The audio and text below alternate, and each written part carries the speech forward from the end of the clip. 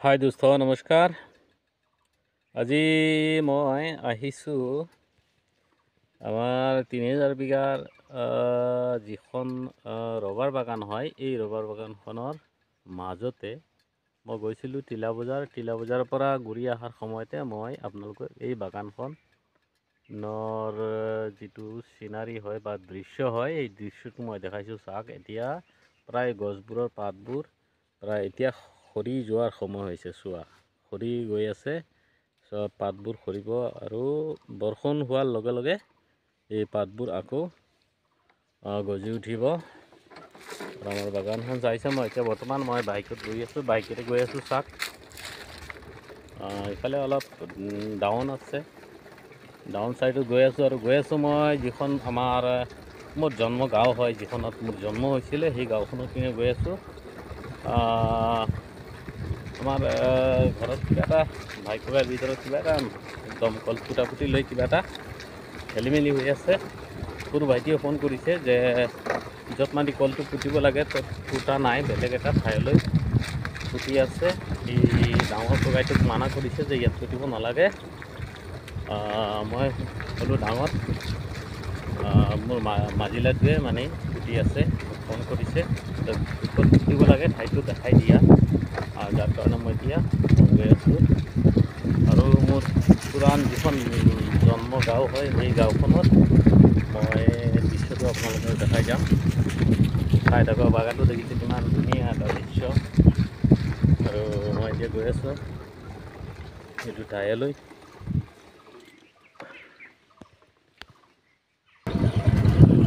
আৰু এইখন হৈ গ'ল আমাৰ পুৰাণ যিখন গাঁও হয়, এইখন পুৰাণা গাঁও। মই এই গাঁওখনত আহি আছোঁ। গাঁওখনৰ যিটো মোৰ পুৰাণা গাঁওখন, এইখন প্ৰায় 1966 বা 65 এনেকুৱা এইখন গাঁৱত ইয়াত হৈছিলে। আৰু আমি হ'লোঁ একদম পূৰ্বৰে মোৰ পিতৃ বা মোৰ ককা দেউতা আছিলে ইণ্ডিয়ান এক্স আৰ্মি। 1919 তেওঁলোকক ইণ্ডিয়ান এক্স আৰ্মিত এপইণ্টমেণ্ট হোৱা, আৰু সেই ইণ্ডিয়ান এক্স আৰ্মিৰ মানুহক ইয়াতে ভূমি সংস্থাপন দিছিলে, ভূমি দিছিলে। আৰু সেইখন গাঁও, আৰু মোৰ ককা দেউতাই এইখন গাঁৱতে মৰিল, মোৰ দেউতাও এইখন গাঁৱতে ঢুকাইছে।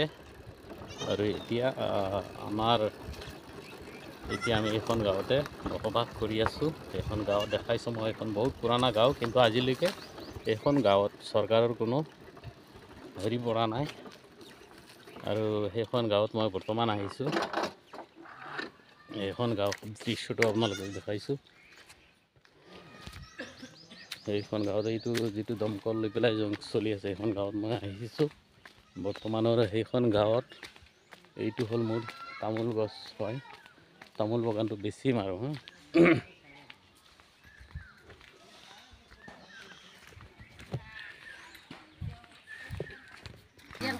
সমাধান করতে হবে।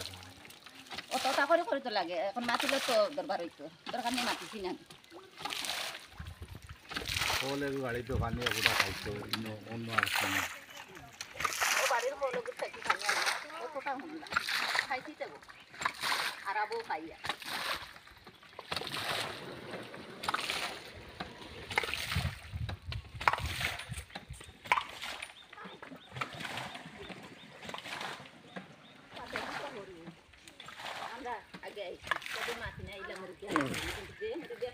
এইখন হ'ল আমাৰ পুৰণা গাঁও, পুৰণা ঘৰ হয়। আৰু এইখন গাঁৱতে মই বৰ্তমান আহি উপস্থিত হৈছোঁ। আৰু এইখন গাঁৱৰ মই যিটো দৃশ্য, বহুত পুৰণা গাঁও হয়।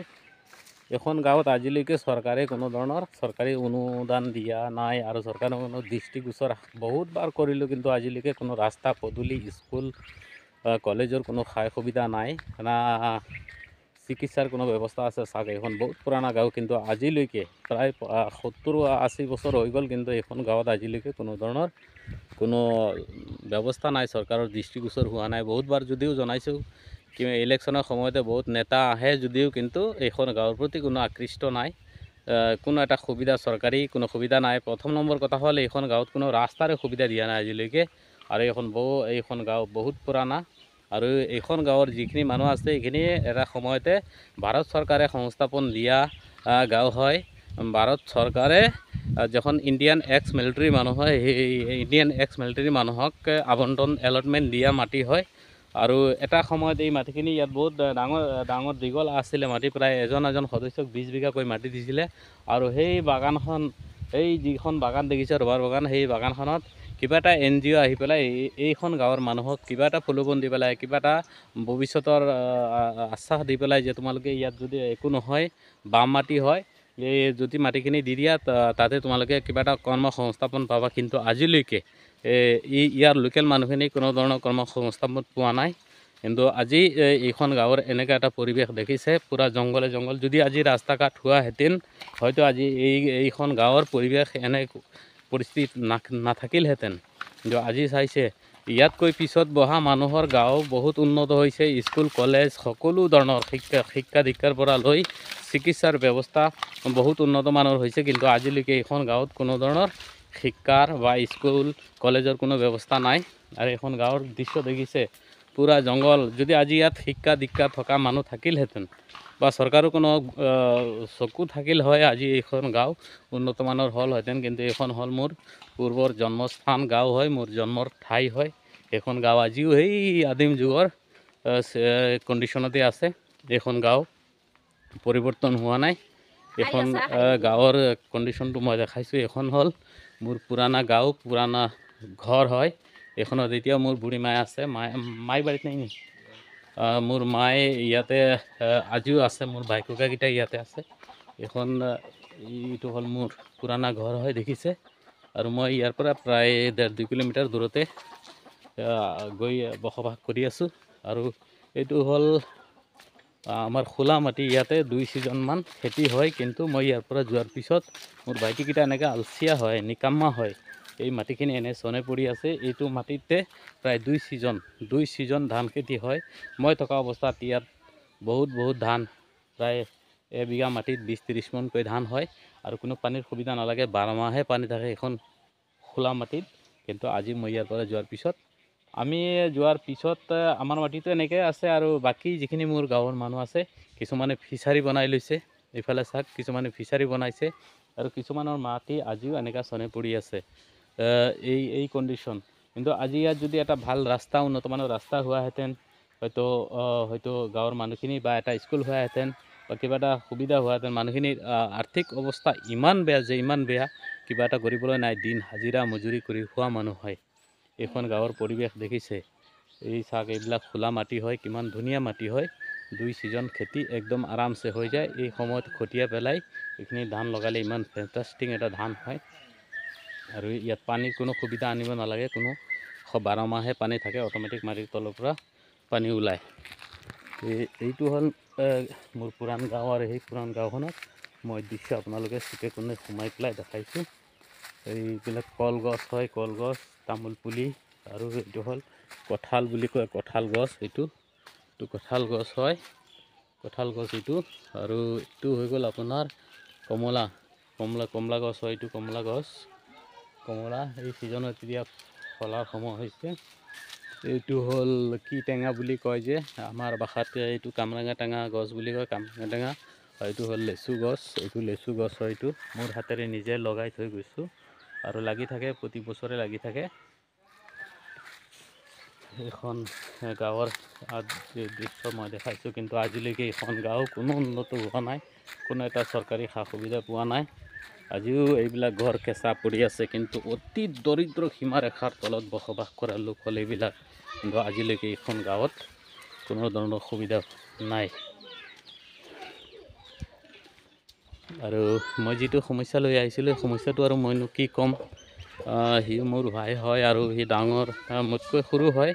আৰু যিটোৱে মোক কমপ্লেইন কৰিছে, সি একদম চবতকৈ সৰু বাই হয়। সি কৈ আছে যে মোৰ তলৰ যিটো, ই অলপ দূৰত গৈ ঘৰ বনাব লাগে, নহ'লে হয়তো কাইলৈ ল'ৰা ছোৱালী কাজিয়া কাচকাল হ'ব পাৰে। মই এইটোৱে ক'লোঁ, কিয় কাজিয়া হ'ব? তোহঁতে ভালকৈ যদি চল, তোহঁতৰ দেখা দেখি তোহঁতৰ ল'ৰা ছোৱালীখিনিও ভালকৈ চলিব। সেইকাৰণে সিও একদম অত্যন্ত পৰিস্থিতি বেয়া, আৰ্থিক অৱস্থা খুব বেয়া। আৰু তাৰ ঘৰ দুৱাৰখনি দেখিছে। এইবিলাক মানুহে আজিকালি চৰকাৰী ঘৰৰ কিবা খাই সুবিধা পাব লাগে দেখিছেনে ঘৰবোৰ দেখিছে ঘৰৰ কণ্ডিশ্যন এইবিলাক মানুহে আজিকালি ঘৰ এখন পোৱাৰ একদম উপযোগী চৰকাৰী যিকোনো আঁচনি পোৱাৰ উপযুক্ত ব্যক্তি হয় কিন্তু আজিলৈকে ইমান বছৰ গুচি গ'ল কিন্তু আজিলৈকে এনে এটা পৰিয়ালে কোনো ধৰণৰ চৰকাৰী খাই সুবিধা পোৱা নাই এইবোৰ চাক টিং পাতেৰে বান্ধি পেলাই ঘৰবোৰ ৰাখিছে কিন্তু আজিলৈকে কোনো চৰকাৰৰ দৃষ্টিগোচৰ পৰা নাই এইবিলাকত মানুহে জীৱন কটাই আছে আৰু এইবিলাক মানুহ এটা সময়ত ফ্ৰীডম ফাইটাৰৰ বংশধৰৰ মানুহ হয় এটা সময়ত এইবিলাক মানুহে এইবিলাক বংশধৰে দেশ স্বাধীনৰ কাৰণে প্ৰাণ আহুতি দিছে আৰু আজিলৈকে কিন্তু এইবোৰ মানুহে কোনো ধৰণৰ সুবিধা পোৱা নাই বহুতবাৰ আমি চৰকাৰৰ ওচৰত আমি আবেদন জনাইছোঁ যদি কিন্তু আমাৰ আবেদনৰ কোনো ৰেজলিউশ্যন ওলাই অহা নাই কোনো আমাৰ ফালে কোনো চৰকাৰৰ মানুহে কোনো দৃষ্টিগোচৰ কৰা নাই যাৰ কাৰণে আজি এনেকুৱা এটা পৰিৱেশ এইটো হ'ল আমাৰ চবতকৈ সৰু ভাইটি এটা বিকলাংগ কিন্তু আজিলৈকে কেইবাবাৰমান চৰকাৰৰ ওচৰত আমি বিকলাংগৰ কাৰণে আবেদন জনাইছোঁ যদি কিন্তু আজিলৈকে তাৰ এটা কোনো এটা সাহায্য কিবা এটা আঁচনি কিবা এটা হেৰি ধৰি দিয়া নাই এই মানুহটো দেখিছে আৰু তাৰ ঘৰ দুৱাৰখিনিও দেখিছে এনেকুৱা ভাঙা চিঙা ঘৰ এইবিলাক পৰিৱেশত জীৱন কটাই আছে ল'ৰা ছোৱালী লৈ পৰিয়াল লৈ কিন্তু আজিলৈকে চৰকাৰৰ কোনো ধৰণৰ চকু পৰা নাই যদিও আবেদন কৰিছোঁ কিন্তু চৰকাৰে কোনো দৃষ্টিগোচৰ কৰা নাই এতিয়া মই ইয়াৰ পৰা ওলাই যাম এখন গাঁৱৰ পৰা ইহঁতক মিলাই দিলোঁ বুজাই দিলোঁ তোমালোকে কাজিয়া কৰিব নালাগে তোমালোকে ভালকৈ যদি থকা তোমালোকৰ বংশধৰ তোমালোকৰ সতি সন্তানেও ভালকৈ থাকিব তোমালোকে যদি এতিয়া কাজিয়া কৰা তোমালোকৰ দেখা দেখি ইহঁতে কাজিয়া কৰিব দেখিব শুনিব শিকিব তো মই কৈছোঁ তোমালোকে থকা ভালকৈ থকা মই যদি ভালকৈ থাকোঁ মোৰ সন্তানবিলাকেও ভালকৈ চলাৰ আদৰ্শখিনি পাব আৰু এইখন আমাৰ পুৰাণ গাঁৱৰ মছজিদ হয় এইখন মছজিদ দেখিছে তো আজিলৈকে মই ইমানতে সামৰিলোঁ আৰু মোৰ IN24 ব্লগটো যদি আপোনালোকে ভাল পায় তেন্তে লাইক এণ্ড শ্বেয়াৰ কমেণ্ট কৰিবলৈ পাহৰি নাযাব থেংক ইউ